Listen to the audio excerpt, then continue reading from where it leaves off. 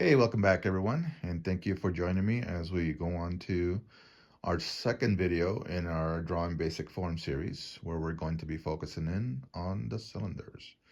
Now, cylinder, just like boxes, are found all around us, both in the human world and the natural world. So learning how to draw cylinders and finding them in your models will help you simplify a difficult object into its most basic form. In today's video, I will show you how to draw your most basic three-dimensional cylinder in a few easy steps. It's quick, it's easy, and we're going to do it using freehand techniques so we won't have to rely on perspective. All right, let's go ahead and get started. All right, now that we have our box drawings out of the way, let's move right into the cylinders. Now, cylinders, just like boxes, are three-dimensional. But the easiest way that I found to understand how cylinders work is to think of them as combining a rectangle and a circle. Now, a circle in 3D becomes an oval, and when we do the rectangle in 3D, the back going into the distance will taper. Okay? So let's go ahead and take a look at how we combine the circle and the rectangle to create different types of cylinders.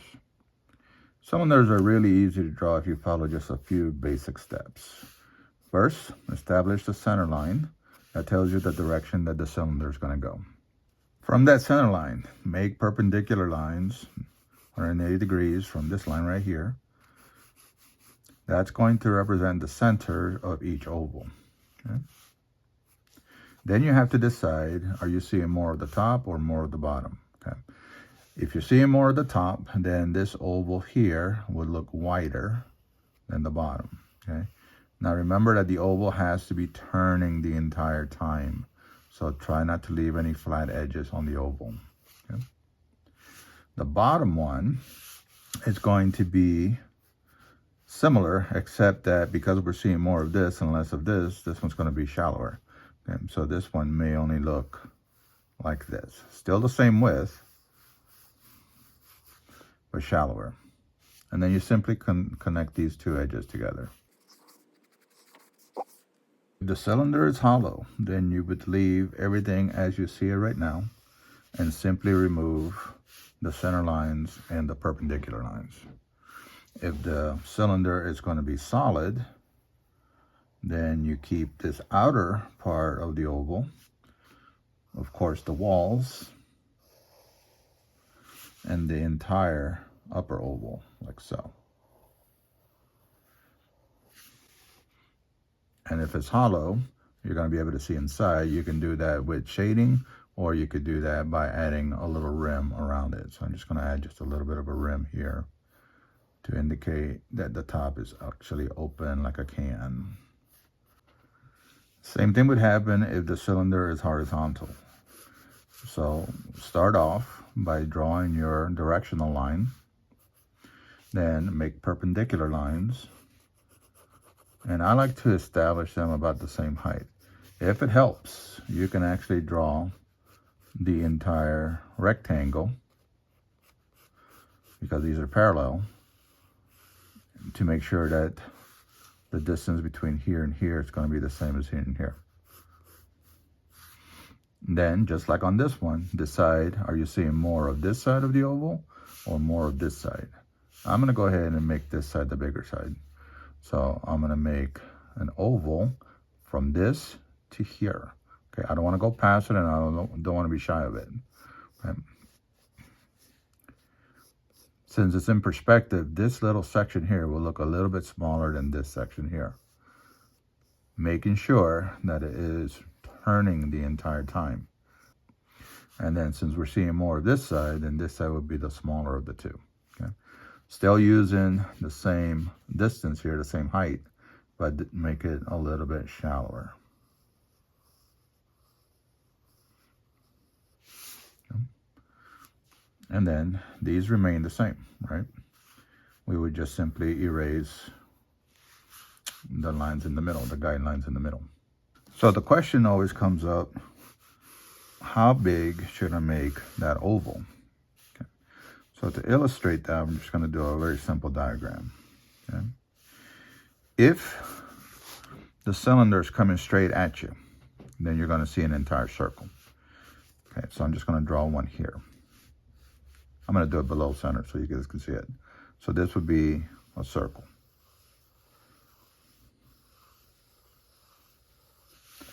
But if your cylinder is going this way, horizontal, then this would be more like this. Not a perfectly straight line, it would have a slight curve to it. So this oval would be virtually flat.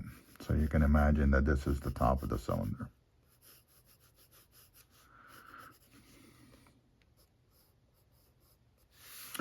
As you start moving in this direction, this circle is going to start to get smaller till eventually all you see is this side right here. So just to kind of indicate that, let me go ahead and put in some guidelines here. So imagine that this would be here, getting a little bit narrower from here to here, a little bit narrower. Next one a little narrower still. A little narrower still. To eventually you get to all you see as essentially a line. And that's it. So imagine I'm going to go everything from this point, and this cylinder will be going this way. Okay, it's the big thing to remember as it's going further and further away from this front view, right, coming straight at you, it's got to start getting narrower and narrower. Okay, now let's say that you wanted your oval to be coming at an angle, so it's not horizontal nor vertical. This is where that center line becomes important. So you want to establish your direction first, just like before, and then you have to be sure that this line here is perpendicular to this.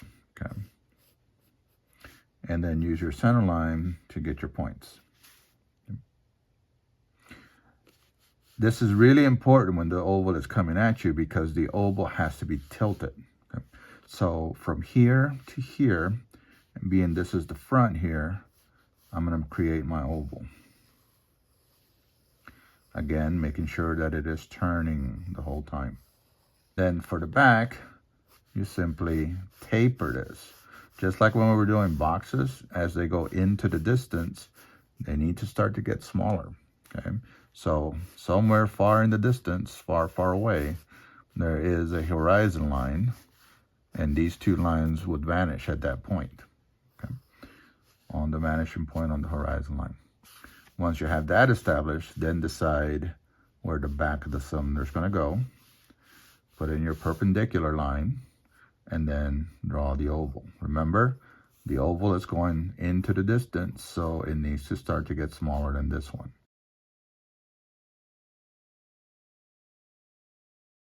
Let's see what happens if I do this same line here, but I don't do the proper angle, which I see all the time. A lot of students in general, will do this. They'll draw a line, but then they always want to make the cylinder or the opening up and down. And then they draw their oval.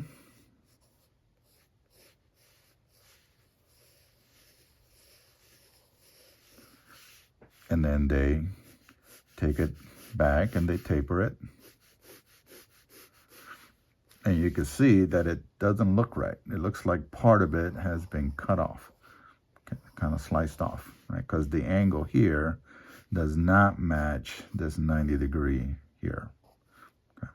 So it's important that you establish the center line and then get that perpendicular line before you draw your oval. Okay? If you can remember to do that, then everything's pretty easy. If the cylinder is coming more at you, then you're going to do a little bit of overlapping. So you're going to have to do a little bit of foreshortening. So let's say that this is the front of my cylinder. And then I'm going to decide where the back of that cylinder is going to be. And I'm just going to lightly draw another circle. It's going to be smaller. And I'm looking for this part here, right? But when you draw through, it's easier to draw a good circle if you're drawing through. Then you're going to connect this edge of the circle to this one here. And you're going to connect this edge to this one here. And then you are left with this. So in this case, this cylinder is foreshortened, and it's not coming directly at you, but it's definitely coming towards you. Okay.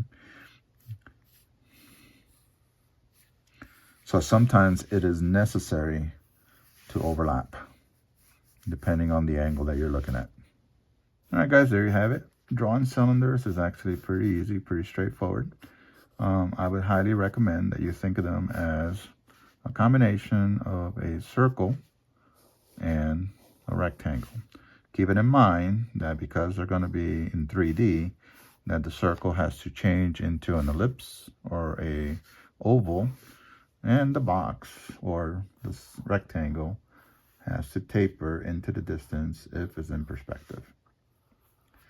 Once you get comfortable drawing a few, then try drawing from different angles, different sizes, different thicknesses. Try doing some that are hollow, try doing some that are transparent, and try doing some that are solid. Also experiment with combining them, stacking them one on top of the other, or even combining them with boxes. All right, guys, so there you have it. Hopefully this makes sense. In our next video, we are going to be focusing in on how to draw spheres in 3 dimensions. So I hope you tune in for that. And as always, thank you so much for watching, and I'll catch you on the next video.